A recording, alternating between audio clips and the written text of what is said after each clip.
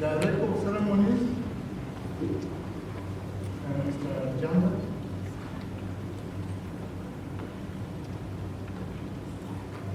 Our guest of honor, Dr. Ambassador Das Penora. I've been practicing to pronounce it well. Please bear with me. She's the acting executive director for the Ministry of Labor, Industrial Relations and Employment Creation. We are privileged to have her in our midst. She's our mother, having massive experience, worked abroad and locally. There's a lot to learn from her. We are privileged to have her.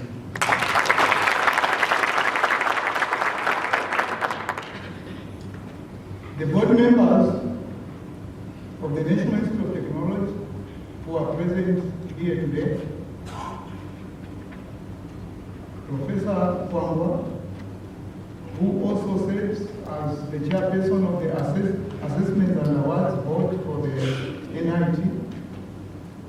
We are glad to have you here today. Mr. Penti Chiepo is also our board member, is present here today. We are privileged to have you. Mrs. Abadla, she is also present with us today. She's a board member. We welcome you, Madam. We are also privileged to have members of the Assessments and Awards Board, others who are here. It's Dr. Moyo. Thank you, sir, for finding time to be with us. Mr. Abadla is also a member of the Assessments and Awards Board. In absence, I would also want to recognize others who are not with us, Mr. Nakatana, Mrs. Utenda, and Ms. Amuya. Director of Ceremonies, let me proceed in acknowledging protocol. Esteemed management, administrators, scholars and students of NIT, distinguished invited guests, more important, the parents who had to find time to come and cherish the graduation ceremony of your beloved children. We welcome you and appreciate your presence. Families, friends of the graduates, distinguished graduates, ladies and gentlemen, all protocol observed, good morning to you all. Good morning to you all. Good morning.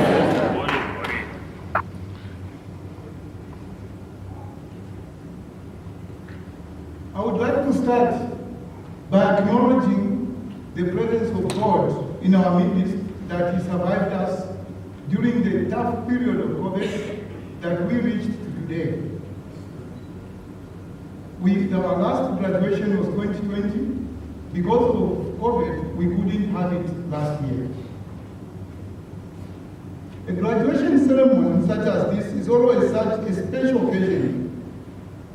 It is an accumulation of many years of hard work, pursuing assignments, projects, following tight schedules, and today we have made it to be here. There are so many of other students who would have loved to be with you, but they couldn't. And so we appreciate God, and you should appreciate God for this achievement.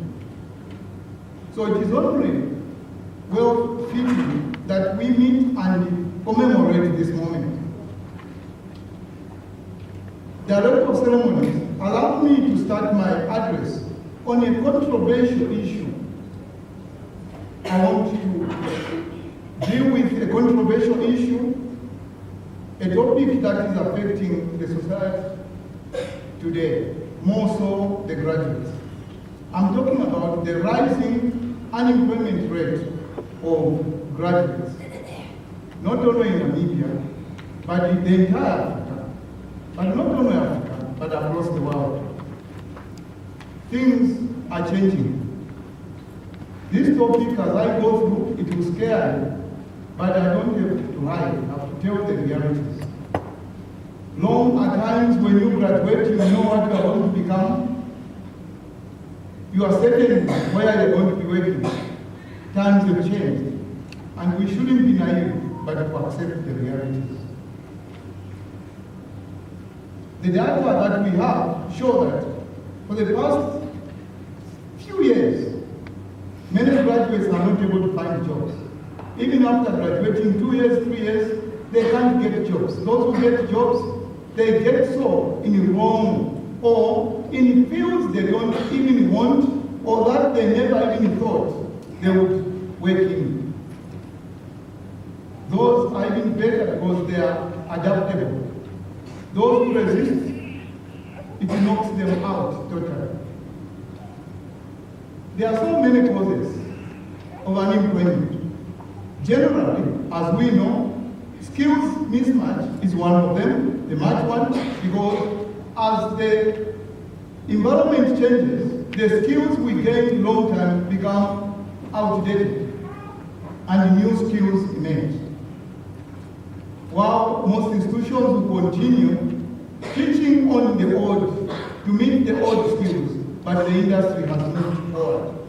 Lack of practical or work experience is another problem. Lack of job opportunities.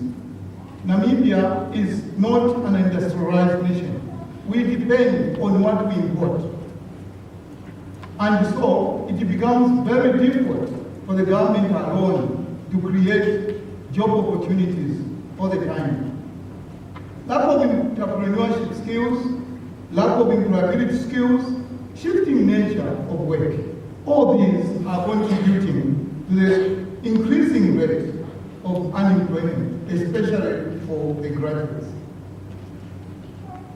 Alarmingly, the worst is yet to come. And as I promised earlier, I said, let me talk about the controversy. The Industry 4.0, commonly known as the Fourth Industrial Revolution, it has come with its own technologies, exponential technologies that are emerging and meeting everywhere, every time, all the time. New technologies are emerging each day, everywhere. Human beings are being connected to the Internet of Things with machines and everything. The brains of human beings can no longer work out a simple thing. The minds cannot remember. Human beings have become artificial human beings. And as we see it, because no one talks about it, we really don't worry. No one panics. If it was COVID, the ministry would have convened and given restrictions of movements. But because no one would really see what is coming, it is there. You can ask your partner's cell phone number from the head. You will not easily get it. Ask for a phone number for your mother. You only look for it from your phone. The phone is keeping everything. 2 multiplied by 19 divided by 1. You need to look for a calculator. Technologies are taking possession of humankind. These technologies are coming in different forms. We have big data. We have Internet of Things, automation, robotics. As I'm talking, I'm cautioning you, our graduates. Robots are now working. And America, UK, Europe, they are boasting of capacity, the efficiency that robotic system is producing. They are saying the competence level is very high as compared to human beings, which causes human capital causes errors, but with technology, errors are minimized. As these things are happening, we are not really concerned. It's today and life as usual. To implement the fourth industrial revolution requires special skills. Digitalization is all over. We need new skills, and I thank God that the NIT programs are already aligned. They are aligned with the fourth industrial revolution. We developed the curriculums at the time fourth industrial revolution was picking up in Europe with the partners we have from Europe. It was easy for us to actually already align. The green economy is around the door. This is another field that is bringing new sets of skills that are needed. That's where opportunities are coming through. And the NIT is vigilant, already working on what should we include in our curriculums to ensure that our graduates, our students are not left out. These developments are not leaving only what we know. As the Director of Ceremonies mentioned here, if you remember that if you graduate and stop learning, tomorrow you will be not a graduate, you will not be an educated person. So learning must continue. Reskilling and upskilling is the best solution. You cannot keep away the books. Don't sell the books, graduates. Don't sell. Keep on learning. Keep moving. Our guest of honor, I want to recapitulate points that we share, that human capital lies at the core of the innovation and the productive high income of our economy. The country needs technically and professionally educated and skilled people. And these are the people we are bringing to the industry, to the market today. They have gone through to be trained, to be developed as technicians, technologists, and professionals. NIT doesn't deal in academic or theory courses. We deal with technical to give the practical skills. The economy needs this set of graduates. NIT is focused on generating creative and innovative knowledge, high practical skilled people to contribute to the national development plans of our country. The changing mode of work requires different skills, graduates. At this time, we are going to graduates, and you put the head on your head. Then you are graduates. The following are the skills that are needed by the fourth industrial revolution according to World Economic Forum. Critical thinking, active learning, but you can check how many people are actively learning. Complex problem solving, creativity, innovation, digital skills, and many others. For more information, go and check the World Economic Forum 2000 report, page 36. Director of Ceremonies, I move to another agenda. How has NIT reacted? I've already mentioned.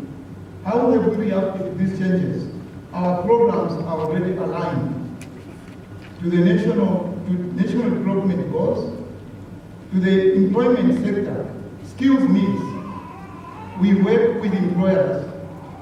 Our courses are talking what the industry wants, what the job market wants. They are already aligned. We involve the employers. Our processes are practical in nature. May I also mention to acknowledge stakeholders who support us.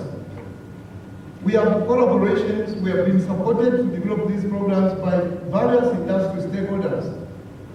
The Dundee Mines, Telecom Namibia, Roads Authority, Development Bank, we have an agreement for job attachments. Namibia UNAM, Mongosuthu University of Technology in South Africa, we have an agreement for students and staff exchange programs. What is the problem? The problem is implementation, which we have to move towards. We have the agreements in place. I move from that part, I'm going to another topic. Allow me, I know time is going, but let me talk to the graduates. The Africa's paradox. I want to talk about Africa or Namibia's or Africa's paradox. The paradox that we live in. What do I mean? We have a culture of complaining and blaming all the time. That is what we are qualified for. That is what the society knows. There is enviness, there is selfishness, jealous. Pull him down. We call it PhD. Pull him down. As we pull each other down from Asia, America, Europe, the eyes are sharp, looking and enjoying how we pull each other to grab the opportunities on which you are seated. You can't see the opportunity, you are complaining. The government must do something here. This is not a government. What we know is to eat, is to complain. We complain too much. Time is gone for complaining. Can you clap for it?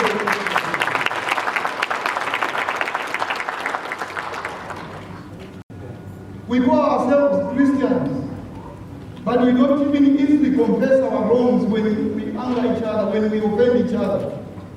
Our tongues are stuck within our mouths. We have so much pride that we cannot say, thank you. We can't say, I'm sorry. We can't say please to each other. We are always fighting each other. And opportunities are going. Sooner all the opportunities are going to go. Small things we have to import the services. We trust services from outside. These graduates have been trained through integrated action projects, practical in nature. All their courses are embedded with entrepreneurship. Whatever it is, engineering, whatever it is, you are forced to learn entrepreneurship. You are forced to innovate. You are forced to creatively come up with an idea, to go and work with your hands. But when they knock on the door, they cannot be recognized.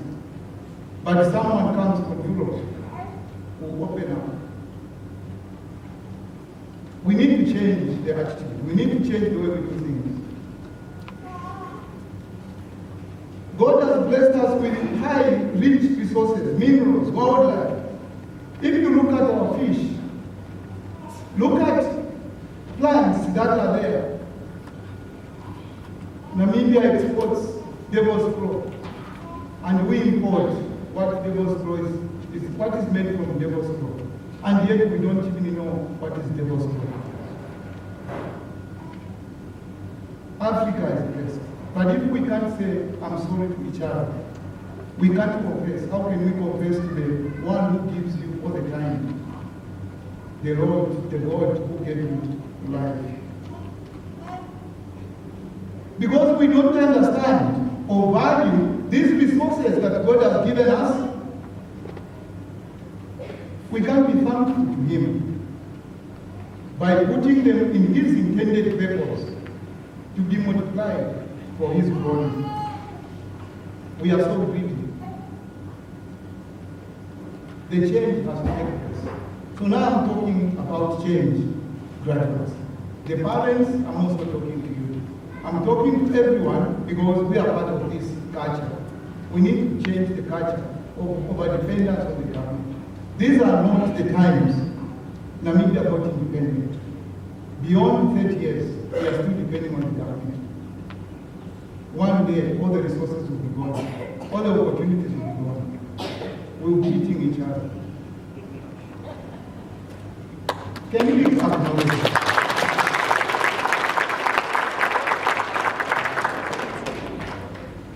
Dear graduates, if you want to make it in life, I urge you to change the way you look at life. Don't move with those who complain, insulting elders, insulting even those who fought for the rights that we're having. Don't complain too much. Change must come from you, within yourself. Good things don't easily come. I'm a living testimony. I was born in a village. I went to school in a village without shoes. When I went to secondary school, it was a surprise. From about 48 grade 7 pupils, I was among 4 who were selected to go to Kenneth Kaunda Secondary School, a boarding school. The philosophy of Kaunda that time was, from your area, I'm coming from the northern part of Zambia, in a village, deeper village. If you talk about how to hunt, catching small animals, if you talk about getting bait, fishing, I was there. If you talk about growing mahangu, I was an expert. I went to the fields in the bush without shoes. I'm a living testimony. Failure is a choice.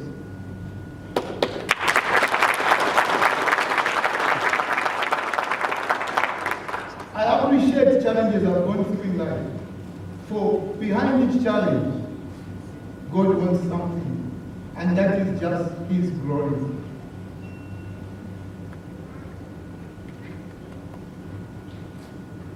Change the way you look at things. If you have to start a business, you will do it. But God has to be the center. I urge you to adapt or adopt the egos. I think we all know the ego. Adopt a lesson, get a lesson from the ego. Egos fly alone. Egos fly alone. Egos don't fly with badgers. Egos don't fly with useless base. Egos fly alone. Choose your friends carefully. Don't compare graduates from UNAM, NAS who are highly, those are government institutions. They are more research. I'm sorry, they are from the board, we might differ because they are professors from those institutions. We value the core purpose they serve. Your purpose is different. I urge you to go and create jobs for graduates from UNAM and the NAST and IUM. You give them internship to get practical skills which you learned when you are learning. You have been being taught each day practically. Go and do things practically. Then open up the doors for your sisters and brothers from the institutions where research is a cornerstone. You are coming from where the cornerstone is doing it. You have endured, even with limited resources. We have used what God gave us.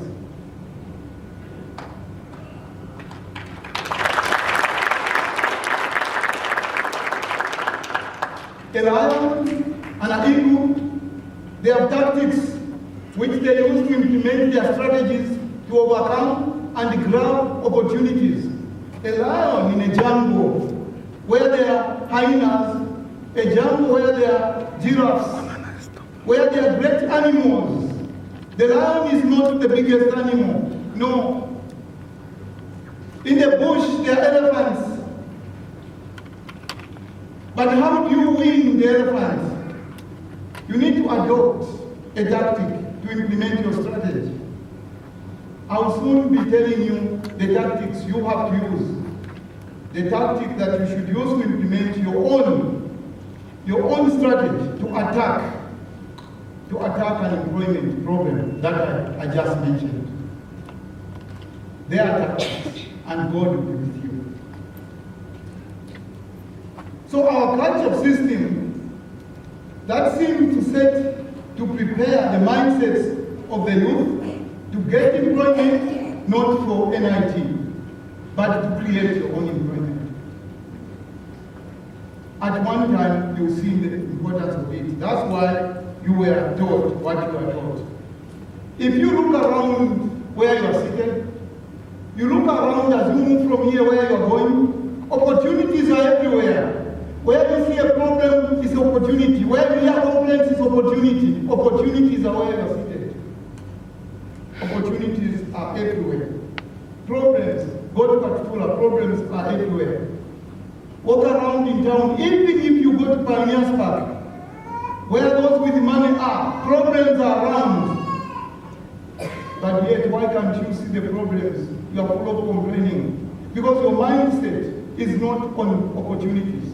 The mindset you want to be those who worked under the founding president's era, which went, you will not reverse. Yesterday went. We only know today, and we don't know tomorrow, because it belongs to God.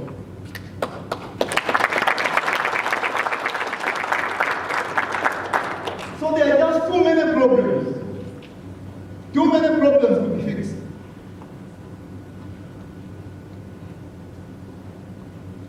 What happens with the diamonds? We have diamonds. Where do you get the rings from? Diamond rings? Do you make them in Namibia? No. You import diamond rings. Horse mackerel, snook, hagfish, we have it. And we start even sometimes not use it even properly. And we feel we cannot get involved. We always complain and complain. Look around, there are opportunities. Stop just import cane fish. Cane fish when you can cane. Everything we have, we take out to be improved. In the name that the population is small, we are not to be robbed. But there are some, we appreciate them, who saw the idea and they started and they are doing it. So at this point, I urge you to grab the current scenario. As you see the complainants, ask them, interrogate. As they complain more, your mind is to pick solutions for them. 10 solutions profitably. And that's what the trick that comes from Asia, that's what comes from USA, that comes from Europe. They will talk to you nicely. They want to hear you talk more of your problem, just like most pastors of today. They will listen to your complaints, your marital complaints, and you talk so nice, explaining how your husband or wife does everything. And he goes round, he says, come for prayers on the other day. He will be exactly throwing back what you told him. And he says it's a prophecy.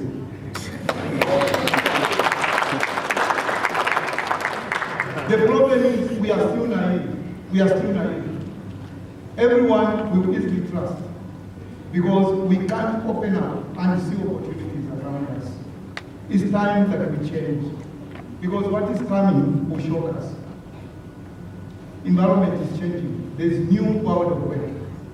Things will not be the same. So I'm concluding this, which you might call long speech, by sharing with you, graduates.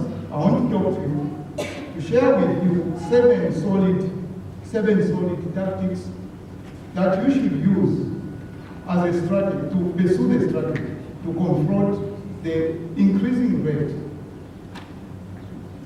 of unemployment.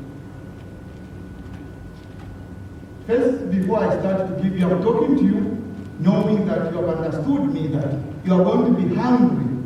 You are going to be hungry, thirsty, desperate for searching for opportunities, not for searching for jobs. Number one, very important, not negotiable, and it's for everyone. You can find it in Matthew 22, verse 37 to 40. You can take down Matthew 22, Matthew chapter 22, any version, King's version, King James version, or any, Matthew chapter 22, verse 37 to 40. If you don't have this, you will search and search in vain. Thou shalt have the Lord, thy God, with all thy heart. I'm quoting. And with all thy soul, and with all thy mind. Dedicate yourself, say, God, take me as I am. I will love you because I belong to you. You made me. I don't want anything of you. Thou shalt That's number two within the same number one. So number one is that you have to love God with all your heart, with your soul, and with your mind. He will not leave you. He made you to a purpose. That is a love thy neighbor as thyself. Love one another. Don't have jealousy. Love one another. These are commandments the Lord gave us. That's number one. Now I'm going to the rest. If you take this one, it will open up on the following. Number two, don't wait for opportunities to follow you or for someone else to create them for you. Search for and run after opportunities. And when job opportunities open up, don't leave them. But if your own business opportunity open, prioritize it. The beginning might be difficult, but through difficulties, you come out. Check around whoever started and ran something. Unless, even if he stole the money will not last long. But whoever succeeded, he endured in the process. That is a training when you go through difficulties. It's a training you'll be going through. If things could be so easy to find, everyone then would have been doing it. So get charged, get prepared.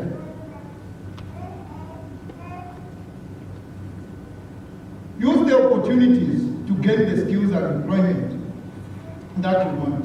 So number two, I said open up, be sensitive. Smell, you should smell, you should feel, you should sense opportunities. That's what is exactly happening with Asians when you see them. Europeans when they come, USA when they come, they smell, they sense, they feel, they touch. And when they talk to you, they have already done their homework. The only thing you can do is to accept them. Soon they will take it off. Number three, be micro-ambitious. Be micro-ambitious. If at all you have job opportunity, if you are working somewhere on temporary right now, or even if it's permanent, never say no when you are given a job that you can learn from. Even if it's not in your job description, provided that it's authentic. Provided that it's authentic and you can learn something from it. I wouldn't have stood, I wouldn't have led the institution, I wouldn't been a founding member of NIT. Had I closed, I learned, I was open for learning. Experience is very important. So put your head up and work with pride. Now the pride I'm talking about godly pride, not the pride you have. Confidence is what I'm talking about. On whatever is in front of you, you need to have confidence. Don't have fear. If you have fear, opportunities will go. Opportunities don't go where there's fear. Opportunities are not good friends with cowards. Entrepreneurship is about risk-taking, but calculate the risks carefully. You never know where the opportunity might be, and you never know where God will take you. Keep on your head up. Don't be walking sleeping. You might pass. God might pass you by with his blessings. Number four. Don't seek for happiness. Don't go out there to look for happiness. Don't prioritize happiness. Happiness will come as a reward. Don't let happiness come before you sweat for what you have to get. It is not yours. Look at your parents who have worked harder to take you where you are. Look at the mothers carrying you 9 months, how they struggled to bring you up to where you are. Some of them are single parents. It hasn't been easy. They have endured. If they look for happiness throughout, you wouldn't have grown. When we look at our elders who fought for independence, we insult them. You wouldn't have had the freedom to insult them. You wouldn't have had the freedom to talk. They didn't know where they were going to sleep. Lucky enough, when the battles were here, when the battle was raging in Namibia, I was young. I felt it. We felt, I was in Zambia. The impact was felt in Zambia. It was not a joke. But when you grow, you undermine your history. You need to respect your roots. A human being anchored without roots is useless. When strong wind comes, you grow. Don't join them, those who are vocal. They don't know, they will mislead you. You are my children. I'm talking to you as my children.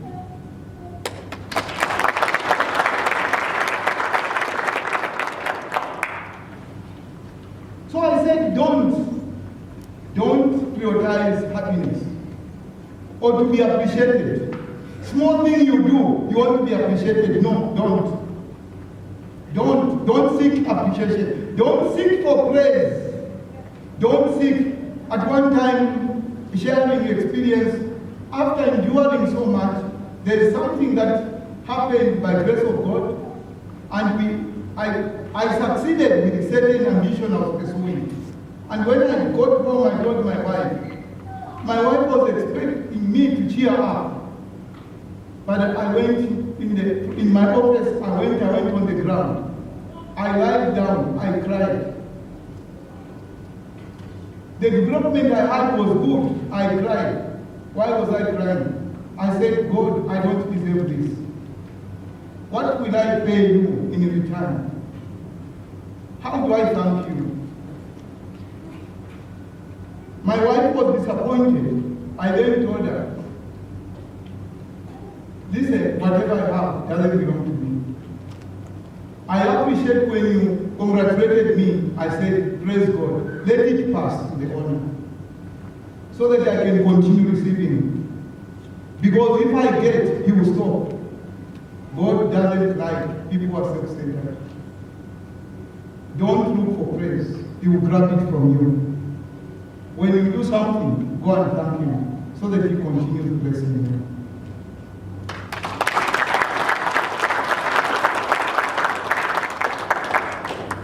So in that way, you keep on rising even when things are tough. People will call you, you are very intelligent. Inside, you say, thank God. Number 5. I already talked about egos. Another lesson we can learn from egos is that egos don't eat dead meat. Egos don't eat dead meat. Egos fly very high in the sky. And to fly high in the sky, they need extra energy. And that extra energy, you will not find it in dead meat. Egos don't move with other small birds. They move with other egos. Egos don't eat dead meat. Dear graduates, stop eating dead meat.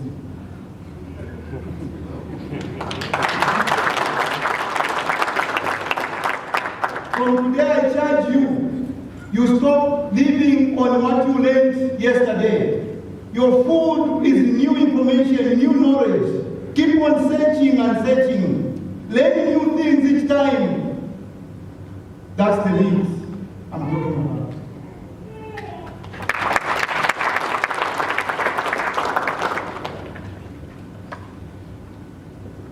Always be current. Never be behind. You should know what has happened. Read the newspaper, read the news, know what is happening around you. Opportunities are there. Be current.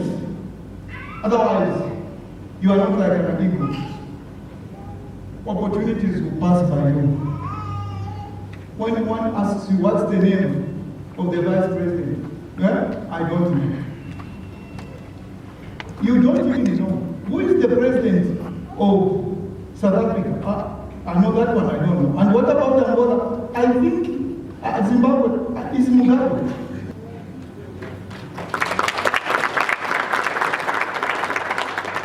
Number 6, be humbled. Be humble. And respect your parents. Be humbled. Don't talk same time with your parents. Don't challenge your parents. Be humble, respect elders. Any elder you meet is your parent. Read the Bible. It's clear. And I also urge you, always read Proverbs. It will give you a lot of wisdom. The entire Proverbs. Go and read it all. Respect elders. Your supervisors. Be young. Whatever it is, they are in charge of you. God commands us to respect them. Don't show, even if you are more knowledgeable, you are more intelligent. No, be humble. You will see what I'm telling you. You emerge differently. Pride is an enemy to yourself. Did you know that one of the causes of unemployment problem, I didn't mention, is actually attitude of graduates? Did you know that? It's attitude. It's attitude. It's growing. No employer wants to get employee who has an attitude. Do you know what companies go through? They are competing globally because of exponential technologies. Did you know that we have gig workers? We have a lot of gig workers. We have employees from anywhere in the world who can deliver a project to me today. I've never seen the person. With internet, you can be paid anytime, you sign the agreement anytime, the job is being done. Our website for NIT is currently managed in India. And we don't struggle to have it fixed. They look for more business. They are affordable, very friendly, and they are very fast. Why should I struggle? Yesterday, we were expecting delivery of the tubes. We paid. A person kept on promising until 21. The person was not answering the phone calls. We had to order from another person. And this person is no entrepreneur. He has got minds to work. They work the whole night. Adopt right attitude. Graduates are not getting employed because of attitudes. Stop the attitude.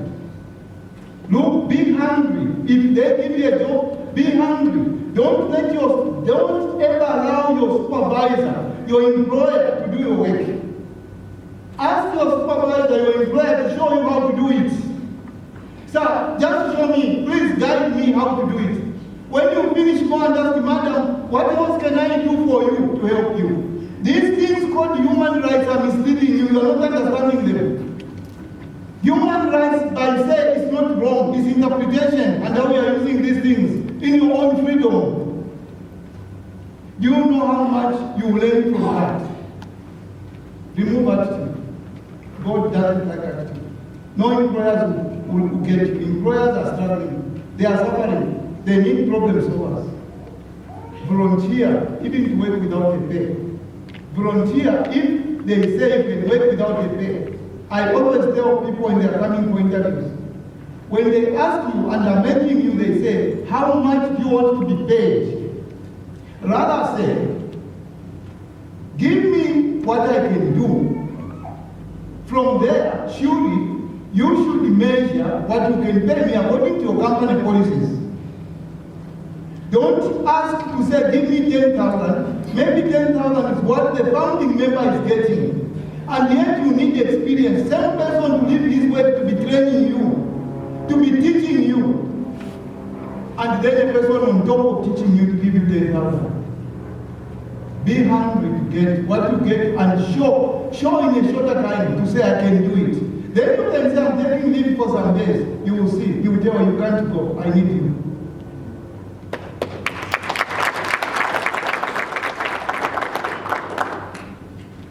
I know I've taken long, but I have had to say these things. So I said, be humble, respect your parents, elders, your work supervisors, and have passion, compassion, have compassion. Have compassion to people with less power or knowledge than what you might have. When you find those who don't have what you have compassion, for this is the requirement by our Lord. Have compassion. That's why I told you the first rule, number one, I said love your God. Number two, I said love your neighbor. Loving is not what we have here to say. You need to feel it from your heart. Put yourself in the shoes of them.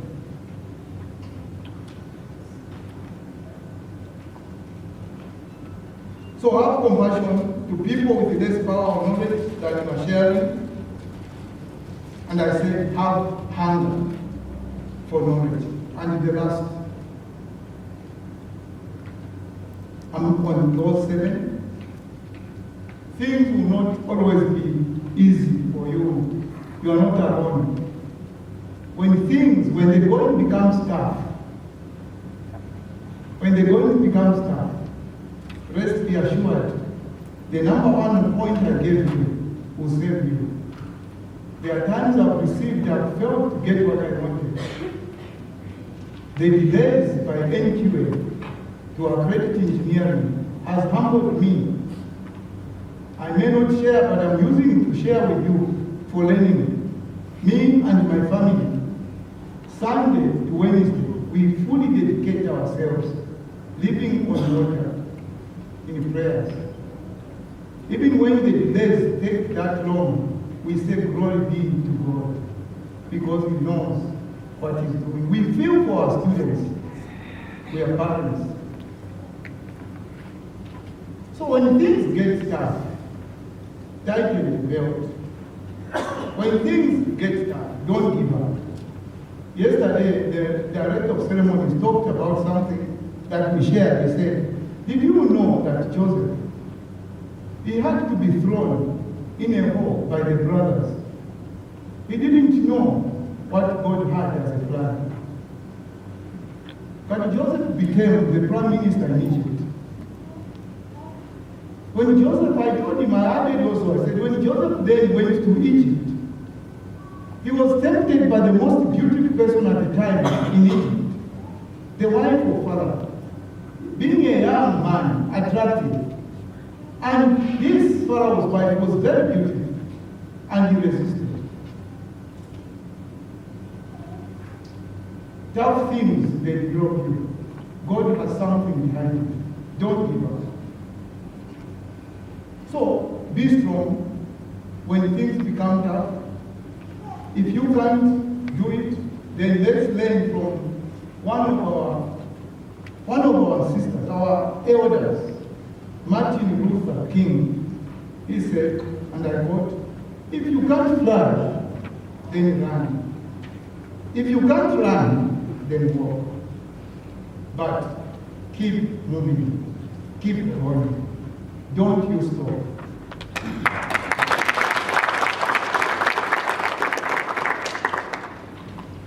Dear loved ones, today marks the beginning of your new journey in life. Whenever this journey takes you, wherever it will take you, remember that you will not be alone, but with your God. He promised to be always with you. If you give yourself to Him. He promised He will always with you. He has been my provider and a living testament, my shield, my director in all that I do. He provides wisdom. So, as you go on with your life, know that God will always be with you. Keep going. On behalf of the board, management, staff members, we wish you all the best to do your future career endeavors. May God be with you all.